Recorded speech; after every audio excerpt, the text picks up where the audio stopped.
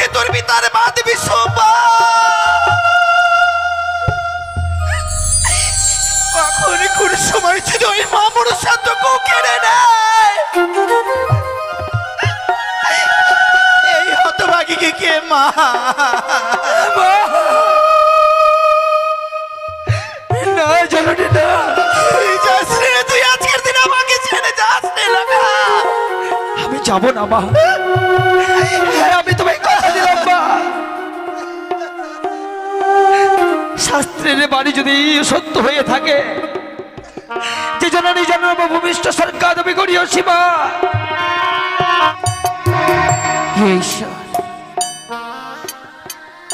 কতই না সঙ্গীত ধ্বনি আরলোর ধ্বনি পড়ল,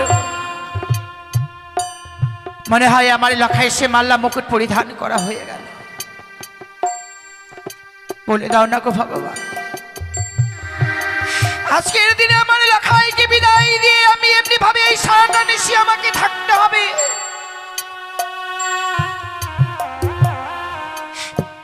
যে লখাইকে আমি এক মুহূর্ত আমার চোখের আড়াল হতে দেই না গো, ক্ষণিকের জন্য যদি আমার লখাই চোখের আড়াল হয়ে যায়, সারা পৃথিবী যেন অন্ধকার হয়ে যায় আমার জীবনে।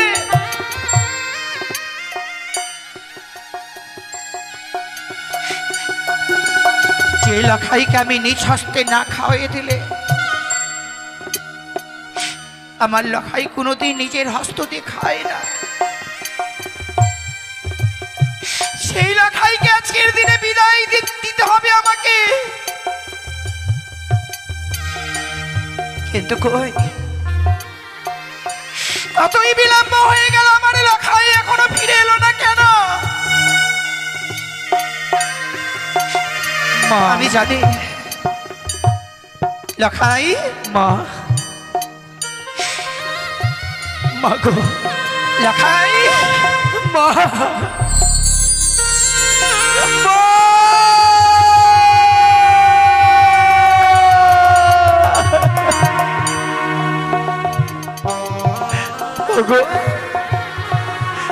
আজ তুমি একাকিনী ঘরের কোণে বসে কার সাথে কথা বলছো মা?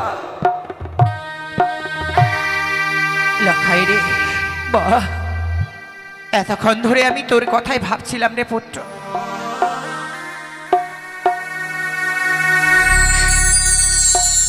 সত্যি তোকে কত সুন্দর মানিয়েছে রে পুত্র। আমার জানা ছিল না যে তোর পিতা এত সুন্দর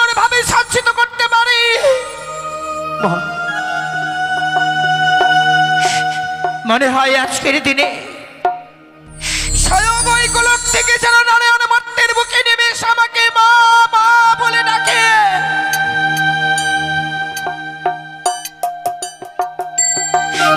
লখাই রে, মা, নিশ্চয়ই কিছু বলবার জন্য এসেছিস পুত্র। হ্যাঁ মা, বল না বাবা, বল। জানো মা, আজকের দিনে বাবা আমায় এক নতুন শিক্ষা দিয়েছে গো, যে শিক্ষার কথা আমার জানা ছিল না।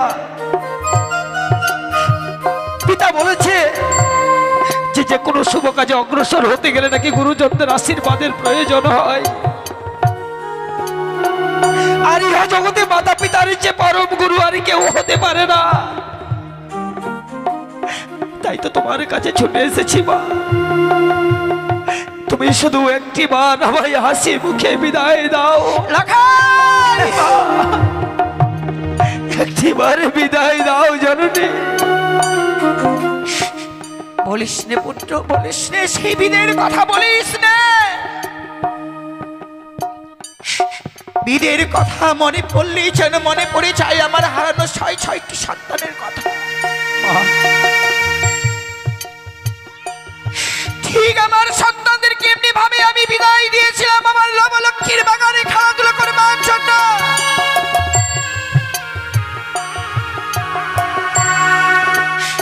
তাদেরকে নিজ হস্তে দুগ্ধ পান করে দিয়ে আমার কাছে বিদায় নিয়ে সত্যি তারা খেলতে গেল। অতই বিলম্ব হয়ে যায় আমার হরিহর দিগম্বর তিলাচর দুর্গাবর, তারা কেউ এলো না।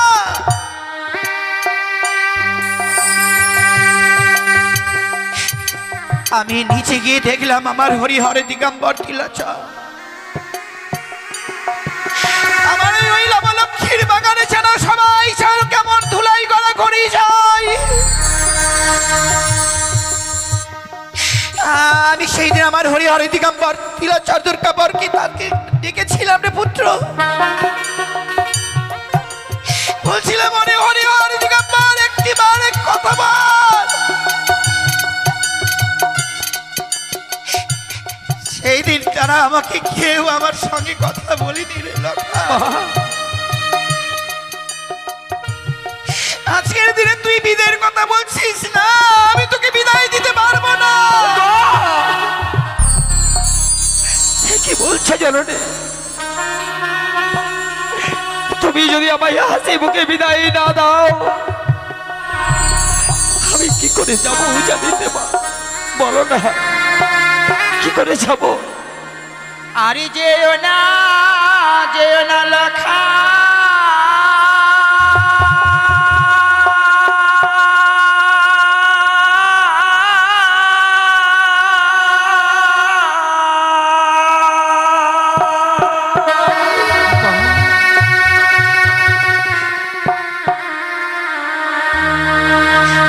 ওই না বিবাহ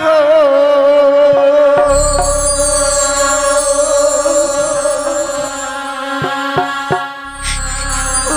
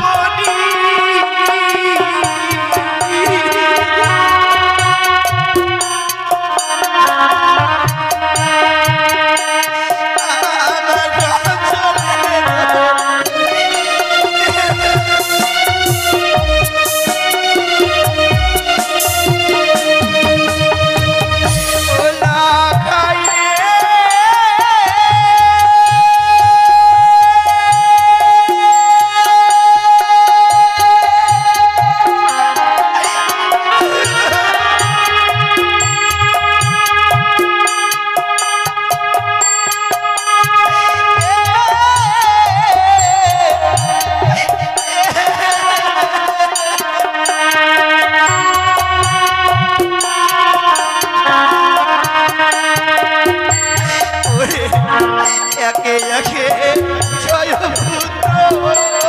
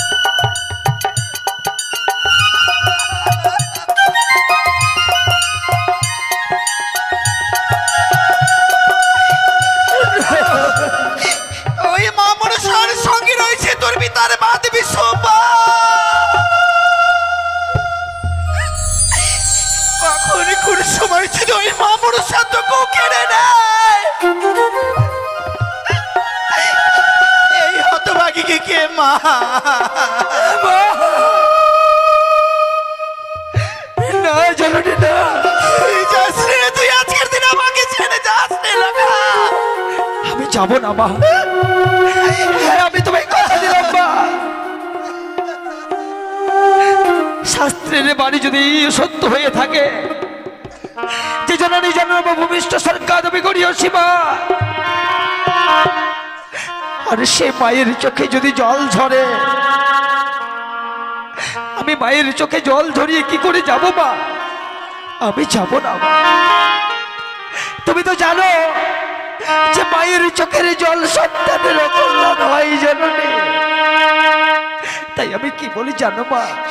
কি রে বাবা? ও বলি মা গো,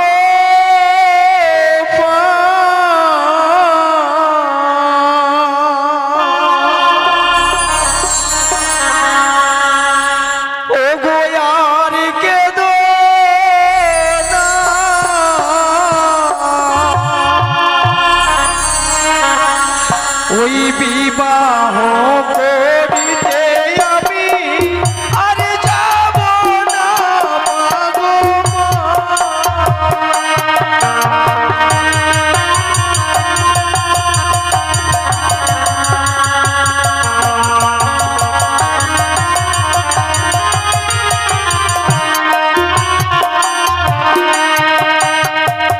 ও বলি মা গো মা,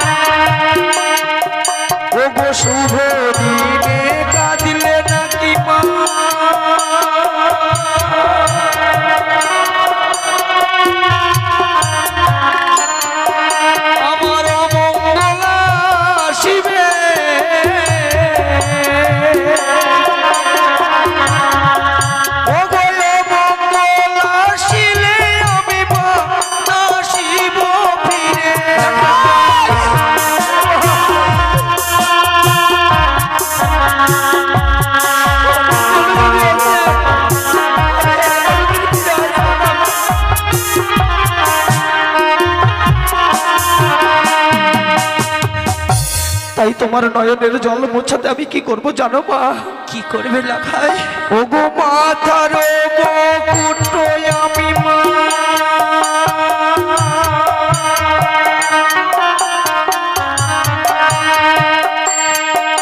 ওগো খুলিয়া রাখিলাম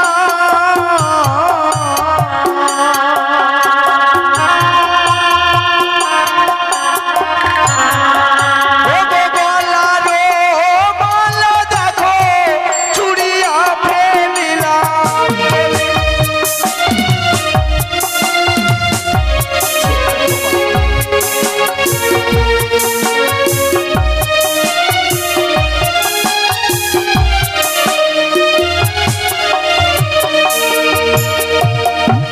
সে দেখো মা, আজ শুধুমাত্র তোমার নয়নের জল মোছাতে আমার বর বেশ আমি খুলে রেখেছি জননী। সে দেখো। বেশ রে পুত্র, তুই যখন আমার কথা রেখেছিস তাহলে চল বাবা, চল এই মুহূর্তে নিজ হস্তে মাটি দুগ্ধ মান করে দিয়ে আমার এই ছোট্ট শাড়ির অঞ্চলে, এই ছোট্ট শাড়ির অঞ্চল দিয়ে আমার এই বুকের মাঝে তোকে লুকিয়ে রাখবো, যাতে আজকের দিনে তোর পিতা আমার কাছ থেকে না নিয়ে যেতে পারে রে লখা। ঠিক বলেছ মা, চলো চলো, তোমার আর আঁচলের তলায় আমি লুকিয়ে থাকবো জননী। লখাইকে পাঠিয়েছি তার মায়ের কাছ থেকে বিদায় নিতে। এদিকে বড় বরযাত্রী সবাই রেডি, কিন্তু আমার লক্ষিন্দর এত বিলম্ব করছে কিসের কারণ? আমি একবার গিয়ে দেখি।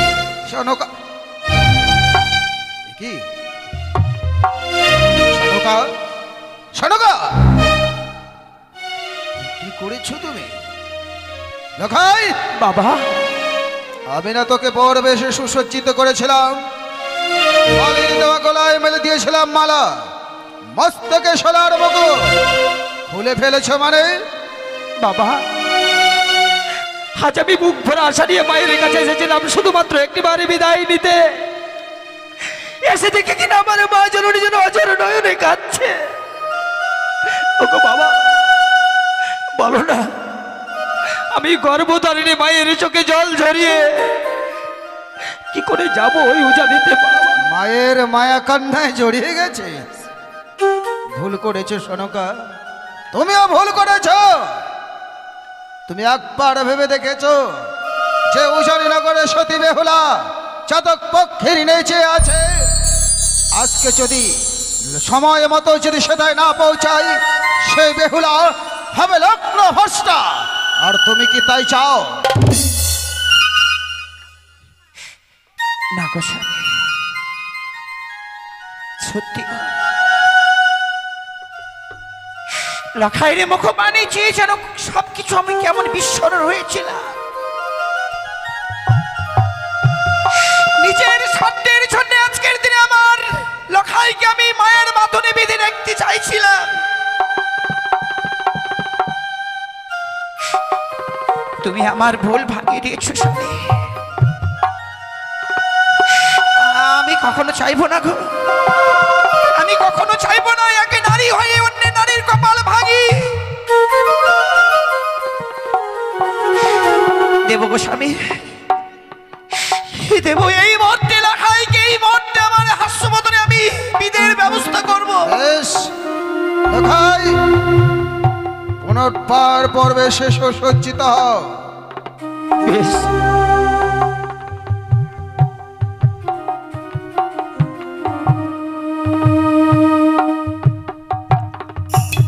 মা, লখাই রে, সত্যি বাবা,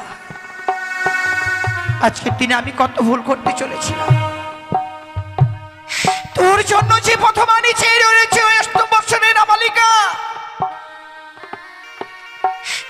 ঠিক সময় যদি তুই না যাস তাহলে যে লগ্ন কষ্ট হয়ে যাবে রে লখাই। কিন্তু মা, আমি তো তোমায় ছেড়ে কোনোদিনও থাকিনি গো। আজকের নিশ্চিতটুকু কিভাবে থাকবো তোমায় ছেড়ে জানি না মা। স্বামী, সনকা, সন্তান সত্যি আমাকে ছাড়া কোনোদিন কোথাও থাকিনি তো। তাই আজকের দিনে আমার সন্তানকে আমি তোমার হস্তে সমাপন করলাম। তুমি কথা দাও স্বামী, নিশি প্রমাদ হয়ে গেলে এমনি ভাবে আমার লখাইকে যে আমি আবার ফিরে পেতে চাই আমার হস্তে। শুধু লখাইকে নয় সনকা, শুধু লখাইকে নয়, একটা তো মাত্র নিশি, একটা নিশি পার হলে লক্ষিন্দরকে নয়, লক্ষিন্দরকের সঙ্গে বৌমাকেও আমি তোমার হাতে তুলে দেব। তাই যেন হয় গো স্বামী। দীর্ঘ আয়ু হোক সনকা, দীর্ঘ আয়ু হোক তোমার। পুত্র লক্ষিন্দর, বাবা, যে দেখো সবাই যেন সুসজ্জিত হয়ে আছে, শুধু এখন যাবার পালা। সনকা, মা, আরে কেঁদো না মা।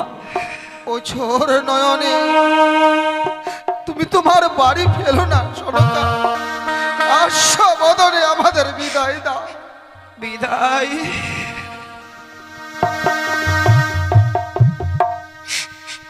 জানি না গো স্বামী, আজকের দিনে আমি আমার লখাইকে কিভাবে বিদায় দেব।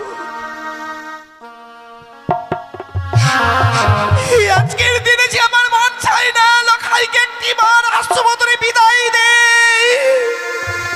ধৈর্য হারাইও না সনকা,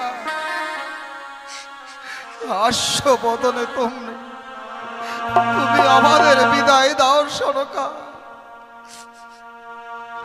আমি কেমন করে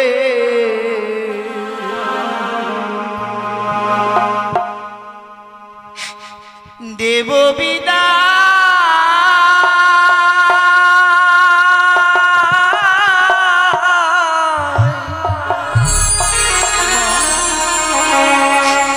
ওরে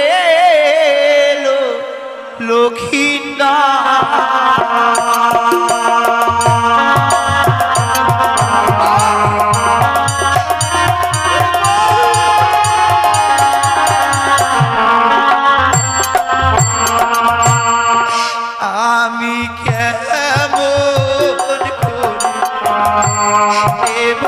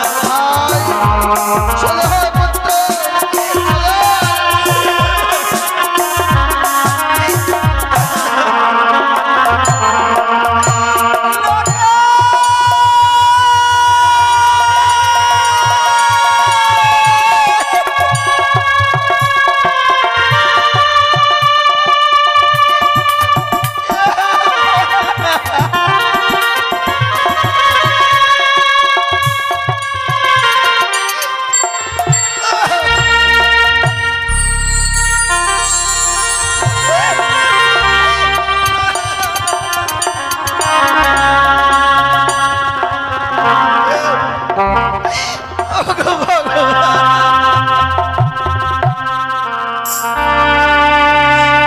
চলে গেল গো, চলে গেল আমার পুত্র লোকাল।